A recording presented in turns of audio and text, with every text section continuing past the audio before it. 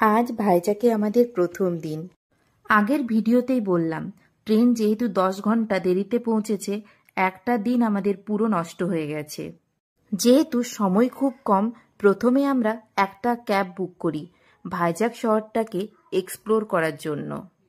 আমাদের প্রথম গন্তব্যস্থল ছিল সীমাচলম মন্দির। এখানে ভগবান বিষ্ণু নরসিংহরূপে অবস্থান করেছেন।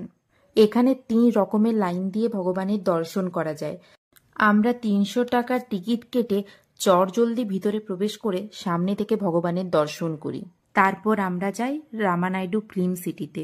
ওখানে সমুদ্র ও পাহাড়ের ভীষণ সুন্দর একটি ভিউ পাওয়া যায়।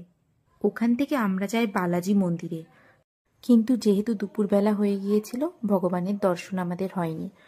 ওখান থেকে সোজা চলে যাই আমরা ঋষিকন্ডা বিচের কাছে। প্রথমে ওখান থেকে আমরা লাঞ্চ সেরে ফেলি, ওই সুযোগে ঐশীকেও খাওয়ানো হয়ে যাবে।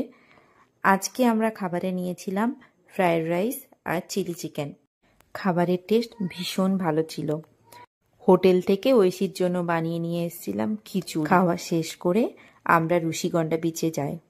অন্যান্য বিচের তুলনায় ঋষিকন্ডা বিচের ভিড়টা একটু বেশিই ছিল।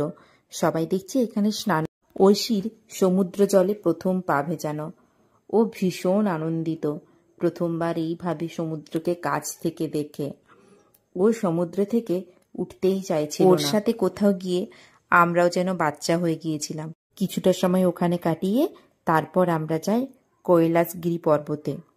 ওখান থেকে 200 টাকা করে টিকিট কেটে আমরা চলে যাই রোপওয়ে করে একদম পর্বতের চূড়ায়। প্রথমবার রোপওয়েতে ওঠা, সঙ্গে ঐশীরও।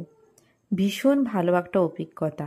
প্রথমে ভাবছিলাম ঐশী আবার ভয় পাবে নাকি, কিন্তু ও পুরো ব্যাপারটাকে ভীষণভাবে এনজয় করেছে। ওখানে গিয়ে প্রথমে একটা আইসক্রিম খেয়ে নিই, ভীষণ যেন গরম করছিল।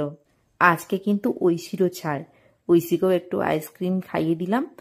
ওখান থেকে শিব পার্বতীর দর্শন করে আস্তে আস্তে নিচের দিকে নেমে পড়ি। ততক্ষণে ঐশীরও ভীষণ পরিমাণে ঘুম পেয়ে গেছে, তাই আমরা আর বেশিক্ষণ সময় কাটাইনি। জায়গাটা ভীষণ সুন্দর। আবার আমরা রোপওয়ে ধরে আসার সময় আমরা ভীষণভাবে মজা করছিলাম। রোপওয়ে থেকে নেমে সোজা আমরা হোটেলে চলে আসি।